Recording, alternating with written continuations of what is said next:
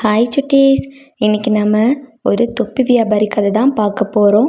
கதைக்குள்ளே போகிறதுக்கு முன்னாடி சேனல் சப்ஸ்கிரைப் பண்ணி வச்சுக்கோங்க. அப்போ தான் நிறைய கதை உங்களை வந்து சேரும். ஒரு ஊரில் ஒரு தொப்பி வியாபாரி இருந்தாராம்.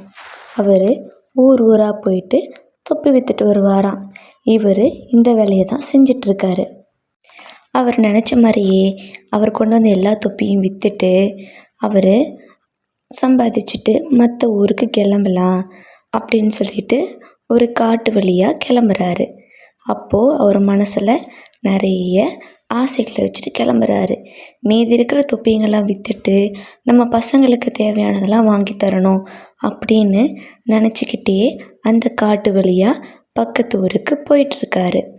அப்போது போயிட்டு இருக்கும்போது அதிகப்படியான வெயில் மண்டை காய ஆரம்பிச்சிருச்சு. சரி, இந்த வாழை மரத்துக்கு அடியில் கொஞ்ச நேரம் ஓய்வு எடுத்துட்டு அப்புறமா கிளம்பலாம் அப்படின்னு நினச்சிட்டு அந்த தொப்பி வியாபாரி கொஞ்ச நேரம் ரெஸ்ட் எடுக்கிறாரு.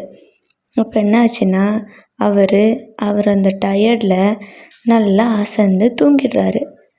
அவர் தூங்கிட்டு இருக்க நேரத்தில் மரத்துக்கு மேலே அந்த குரங்குங்கள்லாம் வந்து அவரோட தொப்பி வச்சுருந்தார்ல அந்த கூடை, அதில் இருக்கிற எல்லா தொப்பியும் எடுத்துக்கிட்டாங்க. ஆளுக்கு ஒரு தொப்பி போட்டுக்கிட்டாங்க. அந்த குரங்குங்க அதை போட்டுட்டு ஜாலியாக விளையாட ஆரம்பித்தாங்க.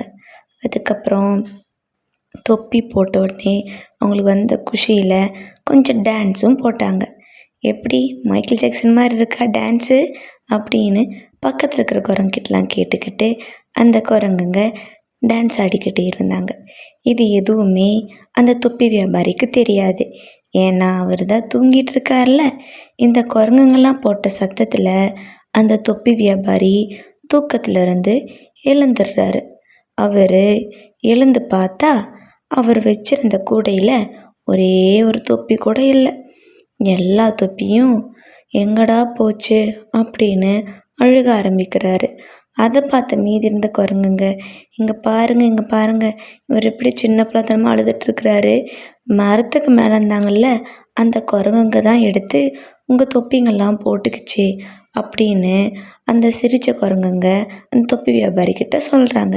அந்த தொப்பி வியாபாரி போய் கேட்குறாங்க, குரங்குங்களா தயவு செஞ்சு கொடுத்துருங்கப்பா, ரொம்ப கஷ்டப்பட்டு சம்பாதிச்ச காசு, இதை கொடுத்தாதான்ப்பா, இதை விற்றாதான்ப்பா வந்து மீதி காசெல்லாம் எங்களுக்கு கிடைக்கும் அப்படின்னு அவர் எவ்வளவோ கேட்டு பார்க்குறாரு. ஆனால் அந்த குரங்குங்க தர மாதிரி தெரியல. அப்போ தான் அவருக்கு ஒரு ஐடியா வந்துச்சு. குரங்குங்க நம்ம என்ன பண்ணுறோமோ அதை அப்படியே ரிப்பீட் பண்ணுவாங்கள்ல, அந்த ஞாபகம் வந்துச்சு. அப்போது அவர் ஒரு முடிவுக்கு வந்தார். அவர் என்ன பண்ணார்னா, அவர் தலையில் இருக்கிற தொப்பி எடுத்து இந்த கூடைக்குள்ளே போடலாம் அப்படின்னு நினச்சிட்டு அந்த தொப்பி எடுத்து கூடைக்குள்ளே போடுறாரு. அதை பார்த்த மீதி இருந்த குரங்குங்களும் தலையில் இருந்த தொப்பி எடுத்து கீழே வைக்கிறாங்க. அப்புறமா அவர் அந்த குரங்குங்கள்லாம் போனதுக்கப்புறமா அந்த தொப்பி